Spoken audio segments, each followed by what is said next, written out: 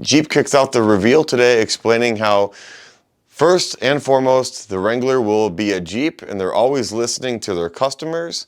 What we'll learn is it still has solid axles. It's still everything that makes it a Jeep. Even some of the changes they've made, they've kept in mind what the Wrangler is capable of doing, and they didn't want any of these changes to hinder the capabilities of the Wrangler. If anything, this makes it even a more capable vehicle. So let's start with the exterior. You'll notice a new grille. This grille is actually not new. We'll have seen this on the 2023 Rubicon Anniversary Edition, but this grille will now be standard moving forward on all the 2024 models. It is also my understanding that this grille was made the way it is made to accommodate the optional 8,000-pound winch that is available on the Wrangler. Those of you that own a Wrangler and you've ever tried putting a winch on the front of it, we know that grille and the bumper configurations can make it really difficult to get a winch down in there. So my understanding is that they actually redesigned this grille with keeping that in mind of putting the winch in there and making everything a little bit easier. So what are your thoughts on the grille? Some people love it, some people hate it. The good news is that if you don't like it, maybe somebody else does. I got a funny suspicion that they are going to be plug and play. I gotta imagine that the way they mount to the body of the Wrangler is still going to be the same. The other thing we're going to notice about the exterior of the Wrangler is there is no more flexible terrestrial antenna. The antenna is now built into the windshield.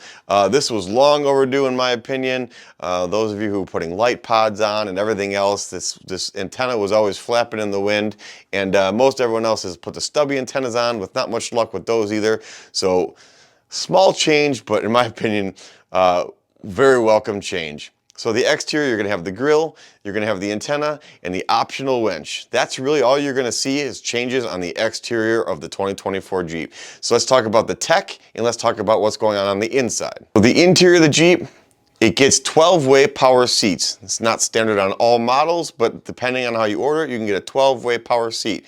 We talked about this in our last video, questioning if it would get power seats, and it did.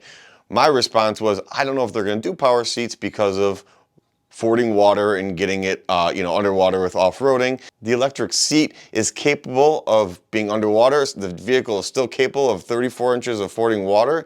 So they have thought about the electric seats, and they are saying that off-roading and getting this system wet will not hurt it. This is the first time an electric seat has ever been available on a Wrangler. Is it a huge deal? No. Will it make some of the vehicles a little more comfortable to get a little better angle? Yeah, I think so. I think it's a welcome update.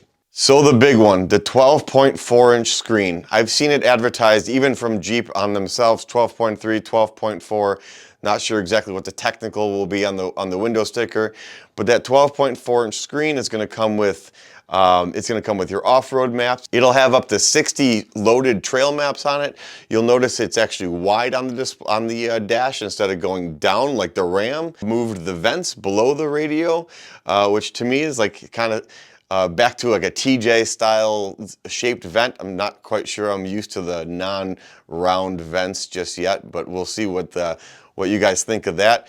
But that 12.3, 12.4 infotainment screen will be standard on every Wrangler. It's not an option, it's not an upgrade. So whether a Sport to a Rubicon, it is standard. Every Wrangler will get that screen. So the other thing we talked about in previous videos was the prediction of the digital dash cluster behind the steering wheel, your speedometer area.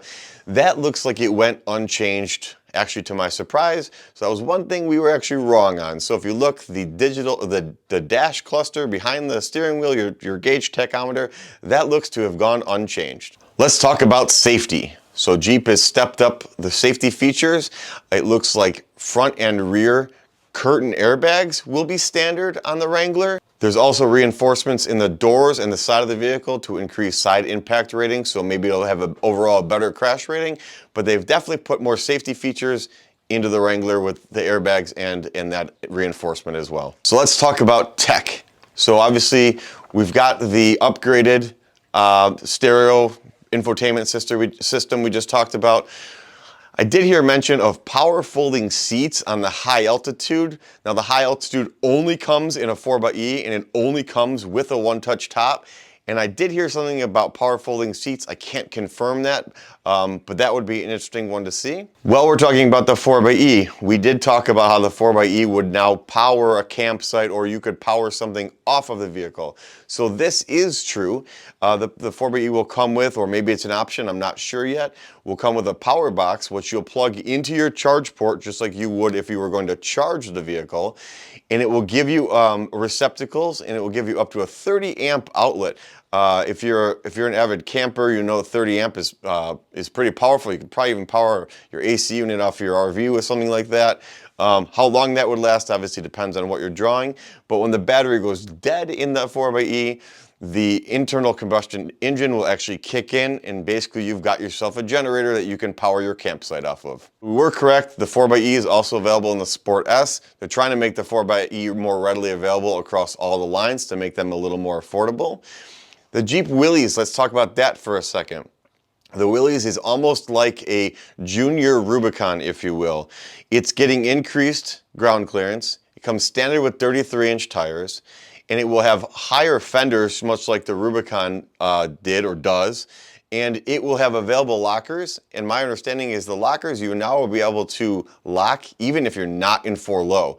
So that's a pretty cool feature that we have not seen before. The Rubicon X is what we talked about earlier, is the 2TY. The 2TY is likely going to be the order code for the dealership, but it's going to be that little bit more plush Rubicon, but it does have some additional features that the other Rubicons do not. It's going to have the Rock Track transfer case, which is going to give you a lower ratio for the gearing. If you're an avid off-roader, you are going to get the steel bumpers, you're going to get color match fenders, off-road cameras, as well as 35-inch tires. So that's the Rubicon X, which is a new package. New for the Rubicon this year, full floating Dana 44 axles. We're going to talk about what full floating axles are at the end of the video, so stick around, we'll explain what that is. Because of the full floating axles, Jeep says that the Rubicon can tow up to 5,000 pounds. That's huge considering the Jeep Wrangler has really maxed out at 2,500 to 3,500 pounds depending on equipment. So now you get a towing capacity up to 5,000 pounds.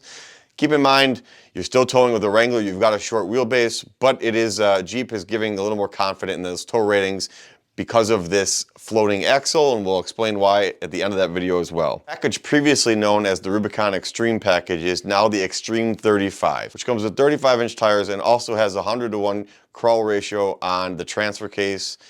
So that's a little bit different than what was previously. Small change there. Thanks for watching. I'm proud to say that I would say 99% of the information we gave in the past couple weeks has been accurate. The few things we didn't know about were the Rubicon X package, what exactly it was.